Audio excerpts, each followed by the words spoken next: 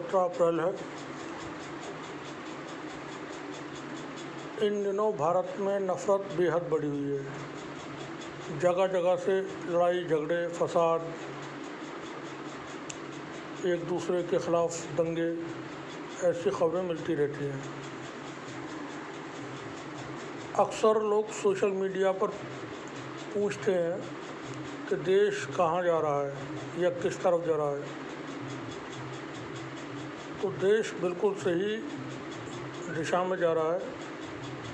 जिधर देश को ले जाने के लिए आरएसएस कोशिश कर रहा है, उधर जा रहा है। 100 साल तक आरएसएस ने मेहनत किए भारत को एक अलग तरह के देश के रूप में बनाने की। उनका भारत सबका भारत नहीं है, वो सिर्फ एक का भारत है।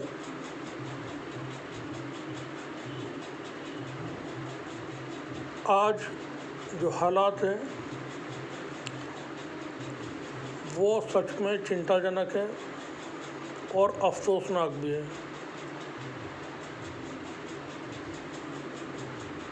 बहुत ज़रूरत है तमाम लोगों को एक साथ आने की, लोग जमा हों और इस नफ़रत के ख़िलाफ़ आवाज़ उठाएं। पहले एक रिपोर्ट देखिए। Do you want a country breeding hate mongers? Do you want the world to recognize us as a divisive lot? Do you think communal and religious hate will make us a Vishwaguru?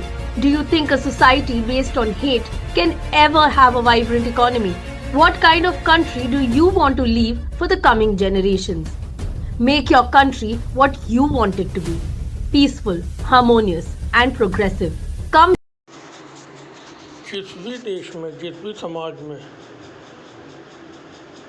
कानून के हिसाब से जब व्यवस्थाएं कायम नहीं रहती हैं, वहाँ पर एक अजीब तरह का माहौल बन जाता है। समाज, मुल्क कानून से चलते हैं। देश में कानून के जो हालात हैं, कानून कैसे काम कर रहा है, ये सभी को मालूम है। मामला बाबरी मस्जिद का हो, राफेल का हो या दिल्ली के 2000 के दंगे या जो भी मामलात हैं, लोग जानकार हैं क्या हो रहा है। देश में एक नेशनल सिलेबस जारी हो जाता है जिसके हिसाब से काम होते रहते हैं। अभी 3 साल पहले लगभग एक ख़बर बहुत आम थी कि चोटी काटने वाला कोई आता, चोटी काट के महिलाओं की ले जाता है। 10-20 जगहों से ये ख़बरें मीडिया, सोशल मीडिया पर छाई रही। कोई एक भी उन मामलात में कभी नहीं पकड़ा गया। क्या था वो? दिल्ली से, जेएनयू से नजीब को गायब कर दिया गया। आज तक उसका आता पता नहीं है, कहाँ है वो। मसला ये है कि जब समाज में या मुल्क में कानून काम नहीं करता है, तब वहाँ ये तमाम चीज़ें होती हैं। अब अभी का देखें, इसी साल में फरवरी के महीने में हिजाब को लेकर के बवाल रहा। मार्च के महीने में कश्मीर फाइल्स आ गई। अप्रैल में लाउड स्पीकर्स को लेकर के अभी बवाल मचा हुआ है।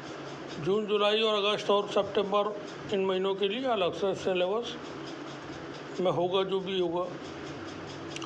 हर टेलीविज़न चैनल पर इस वक्त बहस होती है। सोशल मीडिया पर लोग लिखते हैं मस्जिदों में लाउड स्पीकर पर अजान क्यों दी जाती है।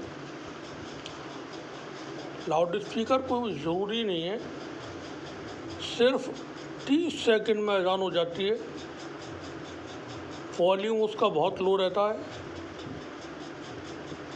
उससे ज़्यादा शोर तो सड़क पे चलने वाले जो वाहन हैं, ट्रक हैं, जीप हैं, कार है, बस है या ट्रेन है, उनसे बजने वाले हॉर्न से होती है। 30 सेकंड की अजान के लिए बवाल मचाया हुआ है। वो सिर्फ एक लोगों को बुलाने के लिए होता है, नमाज तो खामोशी से पढ़ी जाती है। अब कोई भी ये नहीं पूछता है कि जो यात्राएं निकल रही हैं खूब निकालिए, आप जी भर के निकालिए और रोज़ाना निकालिए, मुसलमानों के मोहल्लों से निकालिए, कोई मुश्किल नहीं किसी के लिए, सब एक है, हिंदू मुस्लिम सब एक है। प्रॉब्लम कहाँ खड़ी होती है? जब हाथ में तलवार, पेस स्टिक, लाठी, हॉकी, तमंचे, बंदूकें, और उसमें शामिल होने वाले कौन लोग हैं? 14, 15, 16, 17, 18, 20 साल के बच्चे। अब इन बच्चों को आप ख़राब कर रहे हैं।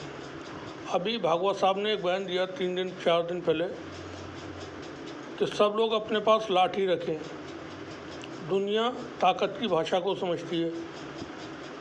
भागवत साहब ने गलत बयान दिया है, वो लोगों को गलत दिशा में ले जाने की कोशिश कर रहे हैं। दुनिया ताकत की भाषा समझती है। कौन सी ताकत? जो ज्ञान की ताकत हो, इल्म की ताकत हो, बाजुओं की ताकत हो, लाठी डंडे इनकी ताकत हो, तलवारों की ताकत को कोई नहीं पूछता है। आप लोगों को बिगाड़ना चाहते हैं, गुंडा बनाना चाहते हैं, बदमाश बनाना चाहते हैं। फिर एक धर्म को लेकर के जिस तरह से टारगेट किए जा रहे हैं लोगों को, तो आप उनको बार बार परेशान करके कोशिश कर रहे हैं कि ये लोग उपद्रवी बने, हिंसक बने। आप अपने समाज को भी ख़राब कर रहे हैं, दूसरों को भी कर रहे हैं, और इस तरह से पूरे मुल्क को ख़राब कर रहे हैं। एक वीडियो और देखें आप। धर्म केवल साधना नहीं, कर्तव्य भी है, कर्म भी है, एकता और सद्भावना है धर्म। भेदभाव को त्यागना है धर्म, मानवता है धर्म।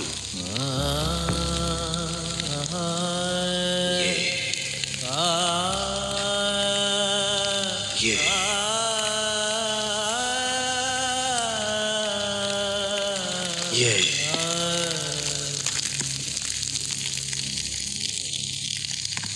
धर्म नहीं है।